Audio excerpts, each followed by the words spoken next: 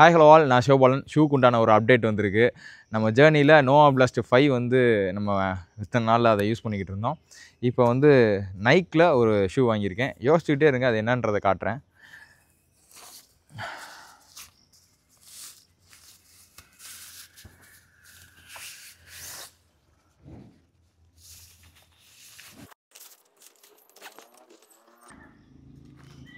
இதான் இது என்னன்றது கெஸ் பண்ணியிருப்பீங்க. Nike alpha fly 3. இது கொஞ்சம் கலர்லாம் கொஞ்சம் தீ கலராக இருக்கும். சிங்கம் ஃபயராக ஓடணும் அப்படின்றதுக்காக இந்த கலர் ஆர்டர் போட்டு வாங்கியிருக்கேன். இது எப்படி வாங்கினேன், என்ன கதைன்றதை போக சொல்கிறேன். இந்த சாக்ஸ் வந்து நேற்று போயிட்டு 150 ரூபாய்க்கு நம்ம ஊரில் வாங்கினேன். எல்லாமே நம்ம ஊரில் சாக்ஸ் கூட கிடைக்க மாட்டேங்குது சிவகங்கையில். ஏண்டாதனுசு ஒரு சாக்ஸ் வாங்க போனால் அந்த பாலிஸ்டர் சாக்ஸ் இருக்குல்ல, ஸ்கூல் பசங்களுக்கு போடுவாங்க இல்லை, அதெல்லாம் போட்டு இப்படா ஓட முடியும், வெந்து போகும். மொட்டையே அடித்தாச்சு, சந்தனத்தை வாங்க முடியல. இது ஃபஸ்ட் டைமு உள்ளே மாட்டுறது ரொம்ப மாடா லேஸு.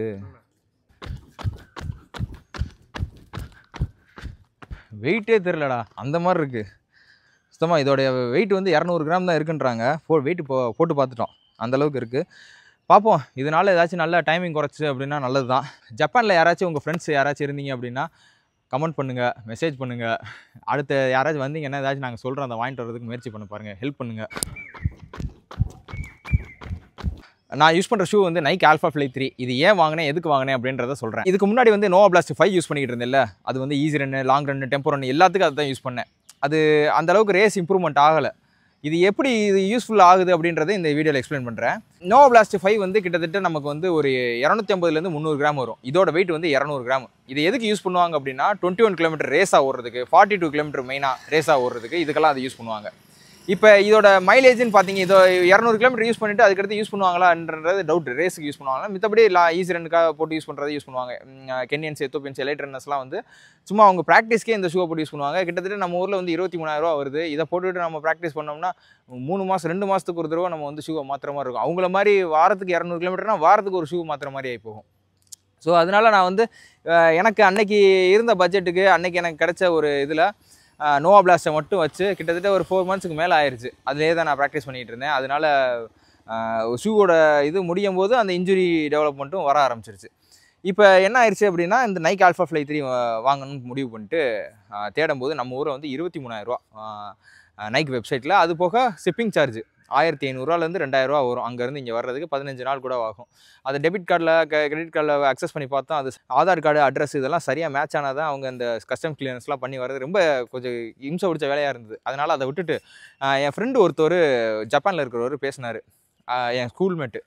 நானும் ஒன்றா தான் படிச்சிருக்கோம். அவர் பேசினதுக்கப்புறம் தான் எனக்கு தெரியும். அவர்கிட்ட நான் கேட்டேன், அவர் சொன்னார் இந்த மாதிரி ஜப்பானில் வந்து ஷூஸ் சீப்பாக இருக்கும், மொபைல்லாம் சீப்பாக இருக்கும், நீங்கள் சொல்லுங்கள் அப்படின்னு. நான் வரும்போது வாங்கிட்டு வரேன் அப்படின்னு டக்குன்னு ஞாபகம் வந்தது. அவர்கிட்ட மெசேஜ் பண்ணேன். அவர் கரெக்டாக கடைசி நேரத்தில் பார்த்து, அவர் நாளைக்கு கிளம்புறாருன்னா இன்றைக்கி ஏதோ ஆர்டர் போட்டது அவர் கைக்கு வந்தது, அப்படியே வாங்கிட்டு வந்துட்டாப்புல. ஸோ அங்கே என்ன ரேட் வந்தது அப்படின்னா 17,000 ரூபா வந்தது. நம்ம ஊரில் 23,000ன்றது அங்கே ஒரு 17,000 ரூபா. இது வந்து மித்த ஷூலாம் பார்த்தீங்க அப்படி ஜூம் எக்ஸ் ஃப்ளை அதெல்லாம் பார்த்தீங்க அப்படின்னா 15,000 ரூபா ஷூ வந்து நம்ம ஊருக்கு அங்கே 4,000 ரூபா 5,000 ரூபா அந்த கலர் வேரியேஷனுக்கு ஏற்ற மாதிரி அது மாறுது. ஸோ அங்கே வந்து இந்த ப்ளஸ் அங்கே ரன்னர்ஸ்லாம் பார்த்தீங்க, நம்ம ஊரில் வந்து ஒரு விஷயத்த சொன்னார். நம்ம ஊரில் 30 வயசு 25 வயசு இளவட்டன்றது அங்கே வந்து 50 வயசில் இருக்கவங்க தான் இளவட்டமா. அந்தளவுக்கு ஏஜ்டு பீப்புள்ஸ் இருப்பாங்க. அந்தளவுக்கு ஃபிட்னஸில் ரொம்ப ஆர்வமாகவும் இருப்பாங்க. ஒரு வேலை பார்க்கும்போது டைம் கிடைக்கிது, ஒரு 1/2 மணி நேரம் 3/4 மணி நேரம் டைம் கிடைக்கிது, சாப்பிட்றாங்க அப்படின்னா டக்குன்னு தூங்கிடுவாங்களாம். 10 நிமிஷத்தில் சாப்பிட்டுட்டு ஒரு 1/2 மணி நேரம் நல்லா ஆழ்ந்து தூங்குவாங்களாம். ஸோ அந்த மாதிரி அவங்க வந்து ஹெல்த்தை வந்து ப்ரியாரிட்டைஸ் பண்ணி அந்த மாதிரி பார்க்குறாங்க. ஒர்க்கையும் ஹெல்த்தையும் அந்த மாதிரி பேலன்ஸ் பண்ணி பார்க்குறாங்க. இது எதுக்கு சொல்கிறேன் அப்படின்னா, அங்கே இருந்து ரன்னிங்க்குன்னு அவ்வளோ ஒரு அஃபோர்டபுள் ப்ரைஸில் நம்ம அந்த ஷூவை வாங்க முடியுது அப்படின்றத சொல்ல வரேன் நான்.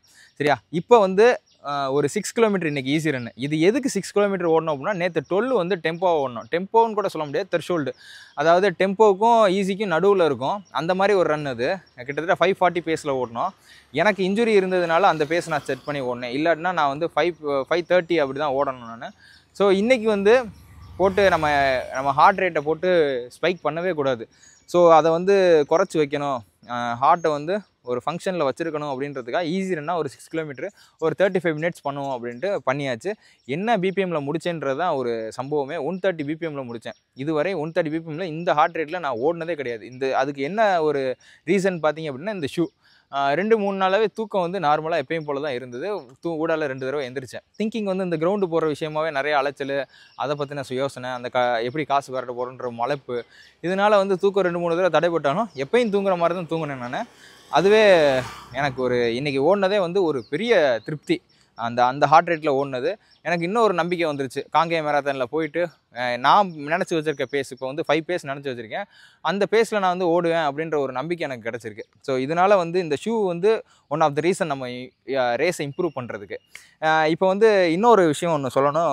நான் இதுக்கு முன்னாடி சென்னை மேரத்தானில் 42 கிலோமீட்டர் ஓடினேன். அது வந்து கரெக்டாக ஒரு 21-22வது கிலோமீட்டர்லாம் கிராம்ப் ஆகி போய் ஒரு 10 கிலோமீட்டர் நடக்க, 2 கிலோமீட்டர் ஓட, 10 கிலோமீட்டர் நடக்க அப்படின்னு அப்படி தான் முடித்தேன். அதுக்கு முடிச்சதுக்கு 42 கிலோமீட்டர் ஃபினிஷர் டிஷர்ட் கொடுத்தாங்க. அந்த டிஷர்ட்டை நான் ஏன் போடாமல் வச்சிருக்கேன் அப்படின்னா, அதை நான் உருப்படியாகவே முடிக்கலை. ஓடி முடிக்கணும்ல ஒரு ஈவெண்ட்னா அப்படின்னா, அதை ஓடி முடிச்சிருந்தா தான் நம்ம அதை போடுறதுக்கு தகுதி அப்படின்ட்டு அதை இன்னும் போடாமல் வச்சுருக்கேன்.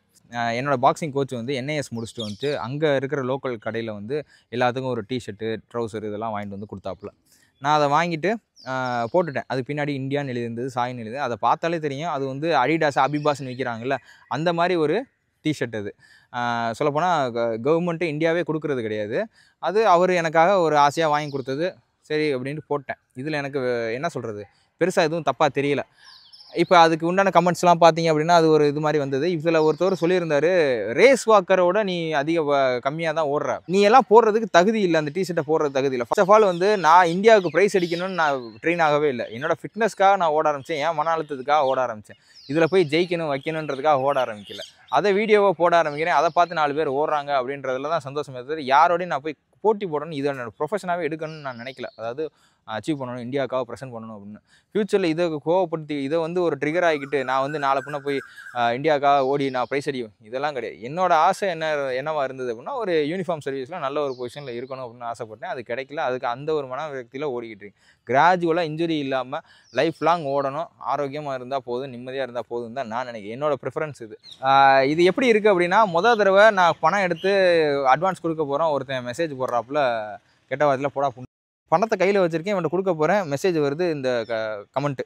இதை பார்த்தோன்னே அந்த ஒரு நல்ல காரியம் ஒன்று பண்ண போகிறேன், இப்படி ஒரு மெசேஜ். இதே மாதிரி தான் டெய்லி வந்து இந்த சோஷியல் மீடியாவில் இருக்கிறதுனால என்னென்ன ஒரு பேச்சு யார்கிட்ட வாங்கக்கூடாதோ அதெல்லாம் நான் வாங்கிக்கிட்டு இருக்கேன்.